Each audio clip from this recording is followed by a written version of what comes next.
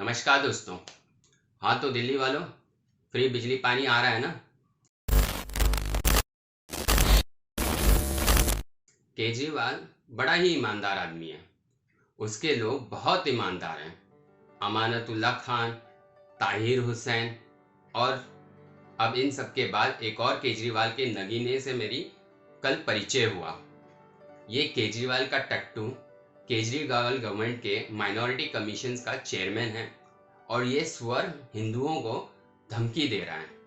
इसका नाम है जफरुल इस्लाम खान, पर इसने जो हरकत की है उसके लिए इसे हम गटरुल खान कहेंगे।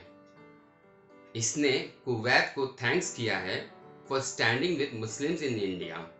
फिर ये हिंदुओं को कट्टरवादी कहता है और बोलता है कि हिंदू सोच रहे थे इंडिया और अरब देशों के बीच में जो इकोनॉमिक टाइज है उसको देखते हुए अरब वर्ल्ड कभी इंडिया में जो मुसलमानों के साथ अत्याचार हो रहा है वो अरब वर्ल्ड निग्लेक्ट कर देगा।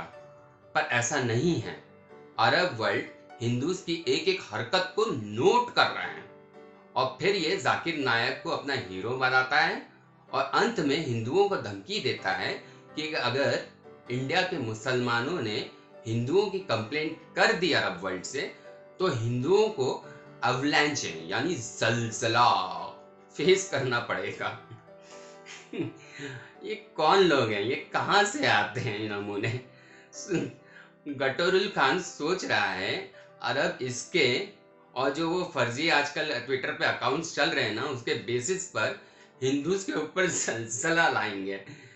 ये इतना बड़ा हुटिया है कि इसको ये भी नहीं पता अरब वर्ल्ड के कई देश अपन के मोदी जी को हाईएस्ट सिविलियन ऑर्डर दे चुके हैं। इस गटरुल को लगता है ये कंप्लेंट करेगा और अरब वर्ल्ड इंडिया से सारे रिश्ते तोड़ देगा। अच्छा, एक तो इंडियन थुकलमान जो पूरी मुस्लिम कम्युनिटी के 97% होते हैं, 3% लिबरल और देशभक्त भी होते हैं।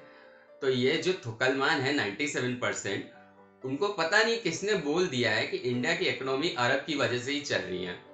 इन्हें लगता है इंडिया बस ऑयल लेता है और जिस दिन ये हिंदूज की कंप्लेंट कर देंगे अरब इंडिया से सारे टाइज कैंसिल कर देगा, ऑयल देना बंद कर देगा। अरे भैया हम तो लुट ही जाएंगे भैया, पूछो मत। अबे नमूनो, डिप्लोमेटिक टाइज नाम की कोई चीज होती है। इंडिया अरब से तेल फ्री में नहीं लेता, मोटी रकम चुकाता है उसके लिए और उसका पैसा हम टैक्स पेयर्स से आता है। अरब तुम तुच्चों के कहने पर अपनी इकोनॉमी जो कि डिपेंडेंट है ऑयल एक्सपोर्ट्स पर उसको दबा नहीं देगी। और इंडिया अरब से लेता है तो अरब को steel, metal, precious pearls, mineral waxes, mineral fuel, कपड़े, cereals, citrus fruit, organic chemicals, inorganic chemicals, ऐसी बहुत लंबी लिस्ट है, ये सब एक्सपोर्ट भी करता है। अब इन तुच्चों के कहने पे अरब मतलब बिल्ली को ख्वाब में खींचड़े ही नजर आते हैं। ये गटरुल इस्लाम की तो बेइज्जती इंडिया में ही हो गई। National minority commission chairman Hasan Rizvi ने कहा है कि इंडिया से ज्यादा सेफ मुस्लिम्स कहीं और या किसी और देश में है ही नहीं, इंडिया इनके लिए हेवन है। रिजवी साहब कहते हैं पाकिस्तान ने इतना प्रोपेगेंडा फैलाया मोदी जी के खिलाफ, तब भी अरब देशों ने मोदी जी को हाईएस्ट सिविलियन अवार्ड दिया है। ये सबूत है कि अरब देश इंडिया के सेक्युलरिज्म को समझता है। अब आप सोच रहे होंगे मैं इतना कॉन्फिडेंटली कैसे बोल रहा हूं कि अरब वर्ल्ड इतने इन तुच्चों की बात कभी नहीं सुनेगा। तो भाई ये लीजिए प्रूफ। पिछले कुछ महीनों से पाकिस्तानी ट्विटर हैंडल खुद को अरबी दिखाकर ट्वीट्स कर रहे हैं, बिना सर पैर की बात कर रहे हैं, कहीं की फोटो कहीं लाते हैं, कहीं का वीडियो लेकर आते हैं और ट्वीट करते हैं कि ये इंडिया में हो रहा है और अपने हर ट्वीट में एंड में आरएसएस, मोदी, बीजेपी, योगी मुसलमानों पर अत्याचार कर रहे हैं ये जरूर लिखते हैं। इनके ट्वीट्स पर जाइए तो देखेंगे भिखारिस्तान, तुर्किस्तान के मदरसा छाप और कुछ हमारे यहाँ के भी मदरसा छाप कमेंट्स करते दिखेंगे आपको। ज्यादातर तुर्किस्तानी ही हैं वहां पे। अब ये हुटिये पिछले 2 महीने से धमकी दे रहे हैं कि इंडिया की कंप्लेंट या इंडिया पर केस करेंगे आईसीसी जे में और किसने के दम पे?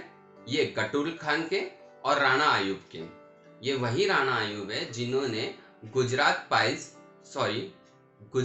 फाइल्स लिखी थी, जिसमें लिखा था मोदी जी ने 2002 के दंगे कराए। कोर्ट ने इनकी फाइल्स को कचरा कहा था और डस्टबिन में फेंकने बोला था। आजकल इनकी गुजरात फाइल्स को लोग टॉयलेट पेपर की तरह यूज करते हैं और ये फर्जी अकाउंट इन दोनों नमूनों का सहारा लेने की बात कर रहे हैं और इंडिया पर केस करने की बात कर रहे हैं। अबे चल क्या रहा है इस दुनिया में? अब कुवैत ने भी सऊदी, कतार, ओमान को ज्वाइन किया है और रिजेक्ट कर दिया है एंटी इंडिया प्रोपेगेंडा को, जो ये लोग फैलाने की कोशिश कर रहे हैं।